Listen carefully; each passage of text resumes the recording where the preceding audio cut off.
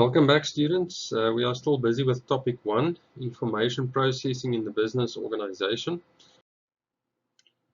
Now, during this particular lesson, we need to look at module 5, and the heading is the importance of suitable and accurate information systems in business, and that we will find on page 31 of our prescribed textbook. We only have one learning outcome for this lesson, and it is identify the basic information needs that must be fulfilled by information systems. For our introduction, you can follow with me on the screen there. So far, we have learned that some of the most important duties of a manager are number 1, problem solving, and number 2, decision making. We've also learned that when analyzing information, managers need the information to be sufficient. That means there must be enough information available to them, and that information must be accurate and reliable, as well as it must be up to date. In other words, it must be the most recent data that we can supply to them, so that they can make good decisions and come up with good solutions to problems. So I'm sure you have noticed so far with all the topics that or modules that we've discussed before this one, it's clear to you now that the information supplied to managers, if that information is of poor quality, in other words, if it's not reliable, if it's inaccurate, then any decision that's based on that information will also be a poor decision. Our second section for this particular lesson is basic information needs. So when working with information, there is a specific method that you can use to address the information needs of a typical company, and that we will see in the table below. Okay, so in the list below, we are basically outlining the basic needs that the information system must be able to meet within any company.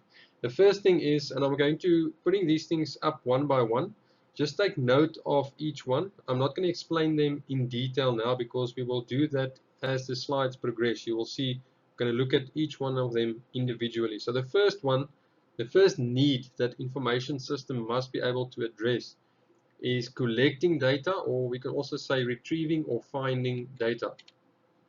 Number 2, storing data. Number 3 is organizing data. Number 4 is manipulating data. Number 5, distributing data for utilization. And then, like I said, we are going to be looking at each one of these individually in the slides after this one.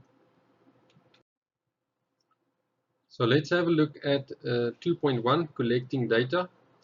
Managers and employees need to be able to search for relevant information from a wide variety of sources. Okay, when we talk about collecting data, we're basically talking about being able to find the stored data to easily retrieve it for use. Okay, 2.2, storing of data. Company data should be stored safely and efficiently by employees. And if we want to be able to store it safely and efficiently, there's basically 2 things that needs to happen. The first one is we have to look at storing data appropriately. What does that mean? That means that since a company's data is sensitive and confidential, it must be stored in a with restrictive access. Okay, so in other words, we should store it in a way that unauthorized people will not be able to gain access to that company information. Because remember, it is sensitive and confidential. How can we do that? We can, for example, use usernames and passwords to gain access to the information, or we can use, for example, security policies, or both, where, for example, you've got server computers on a company network. And what's a server computer? A server computer is a dedicated computer that is not used by the normal users on a day-to-day basis in their offices. The server computers are standing in a server room, and then by means of network connections, the client computers, which are the ones that the users use in their offices on a daily basis, the client computers will then link up or connect to the server computers to get the information that's required that the users need to use. But to gain access to that information on the server, you can use usernames and passwords and security policies that will, if they are implemented, it will have or create different levels of access to that sensitive information that's stored on the server computer. In other words, It will basically determine which users are authorized users and what are they able and what are they allowed to do with the information that they are accessing. Now, if there are any hard copy files of information, then that should be stored in a locked office or in a safe or in a vault. Okay, so just remember, guys, the hard copy means it's printed on paper. That's the hard copy. And the soft copy or the electronic copy will be the electronic files that we store on our server computers and our user computers. Now, the second thing that we said is required if you want to store data safely and efficiently is that information should be stored in a sensible way or sensibly. Okay, so information should be stored in a way that makes it very easy to retrieve. Then you are storing it in a sensible way. 2.3, organizing data. So in order for information to be presented to the relevant people in an understandable way, information must be sifted through and grouped together appropriately before being presented to the people who need to analyze it. Okay, and you will see we are going to discuss another point in number 2.5 that links up very well with organizing of data. So we'll get to 2.5 in a minute or two. Okay, 2.4, manipulating data. And please don't think that word manipulating is meant in a bad sense or in a negative way. Okay, manipulating data purely means that the users of the data are able to use the data or apply it in different ways so that it actually meets the needs or the expectations of management. That's what the word manipulate actually refers to. So employees must be able to manipulate the data and use the data in a way that will meet management's expectations. Now, here's 2.5. Remember I said 2.5 and 2.3 links up very nicely with each other. Because 2.5 is distributing data for use or for utilization. So when data is distributed for use, it should be presented in a way that only relevant information is presented and all unnecessary information is excluded. Okay, so you can imagine for yourself, if you've got a very organized way of storing data, then you know that data is sifted through, it's grouped together, then it's much easier to retrieve the relevant information and then distribute it for utilization. In other words, you're only going to be presenting the necessary information and not the unnecessary information to whoever needs the information. Our third section for this particular lesson, we are going to be looking at what's called a business information systems, and you'll see an acronym there, BIS. Please, guys, whenever you see acronyms as you go through the work, I want you to take like a separate book in which you write down all of the acronyms, because it is going to make it much easier for you to study for the test or exams if you've got all your acronyms together in one place. Please take that tip from me. I've used it in my studies over the years and it works much better, because in IT we get so many different acronyms. So please make use of that advice that I'm giving you. So let's carry on. Business information systems. Okay, organizations or companies have several information systems that's operating at the same time that are used in different departments. Remember, companies consist of different departments. Remember, we talked about HR and PR department, sales department, production department, and so forth. Okay, and all of them might be using different or needing different information systems at different levels of management. There's a definition of business information systems.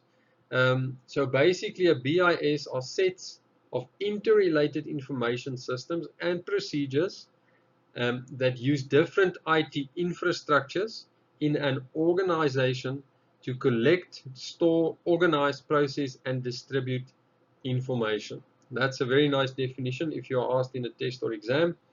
But what I just want to quickly explain here for you, just for in case you don't know, the meaning of infrastructures, or in this case IT infrastructures.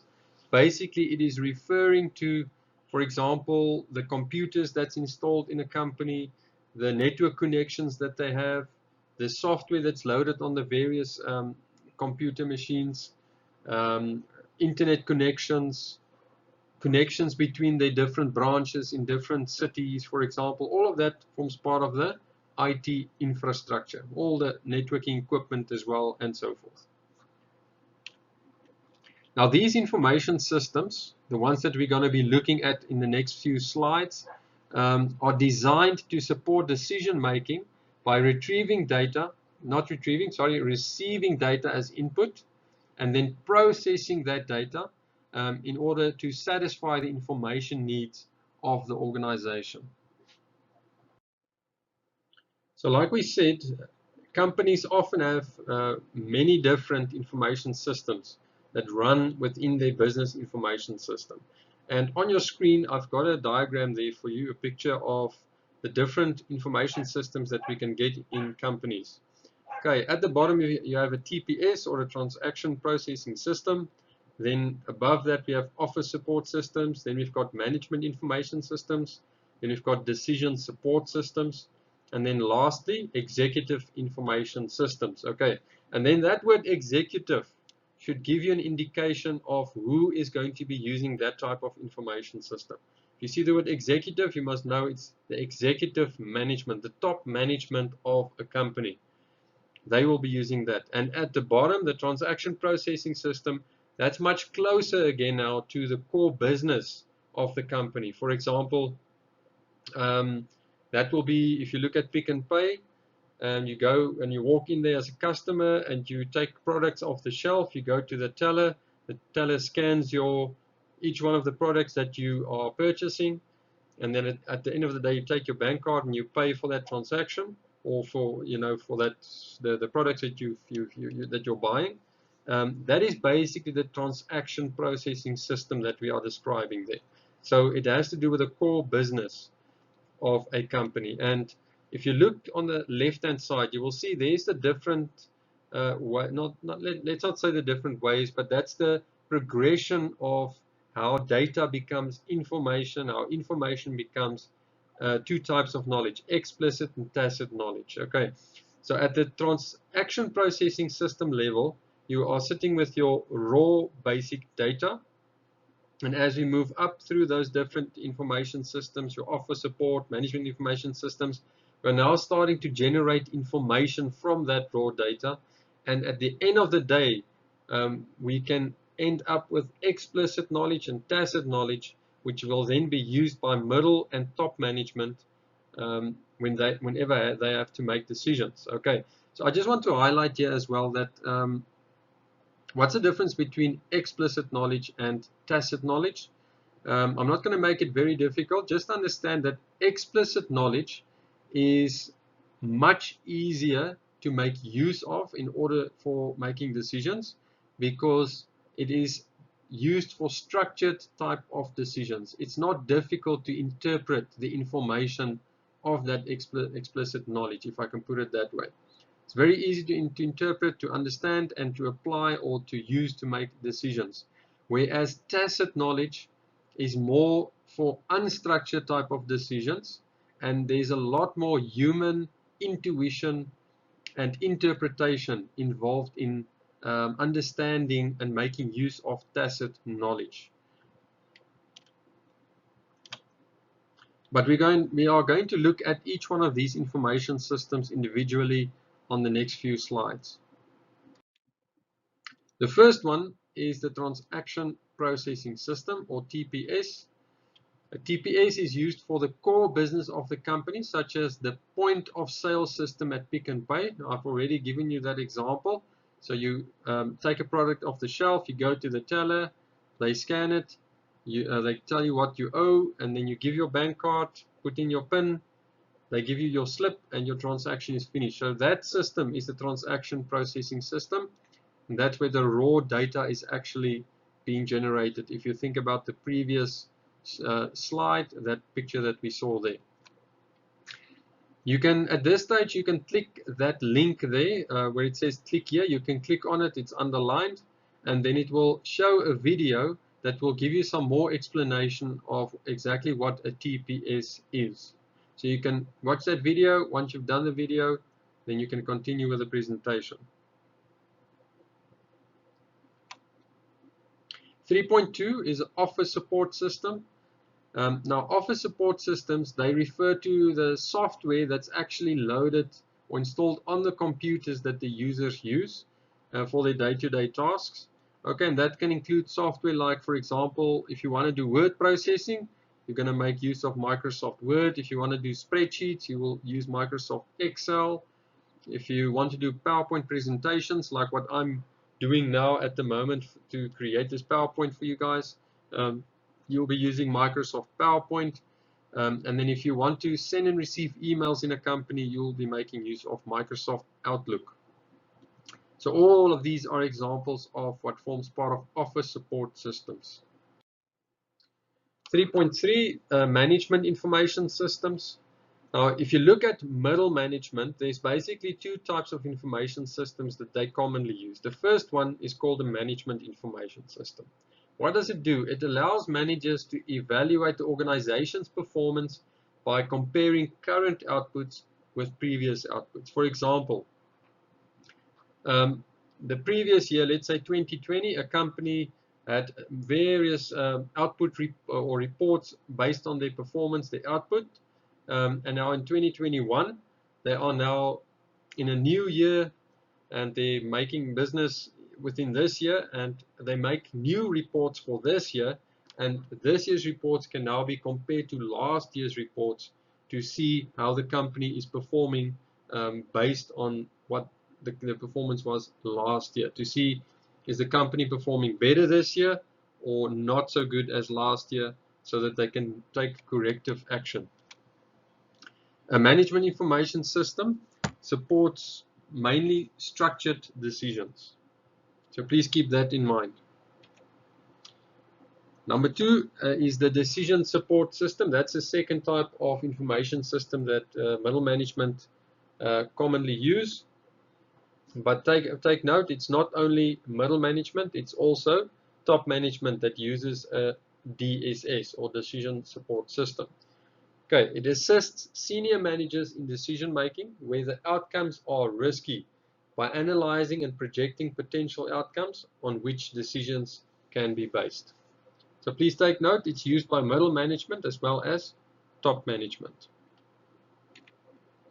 Once again, there is a link there for you where it says click here. If you click there, it will take you to a video that's going to be explaining to you in a little bit more detail what's meant by a management information system. So feel free to click on that link, watch the video, don't rush through it, take your time, come back to the presentation and watch the next video.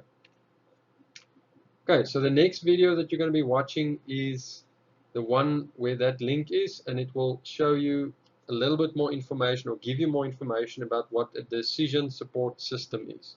So click that link, watch the video, and then we'll continue with the presentation.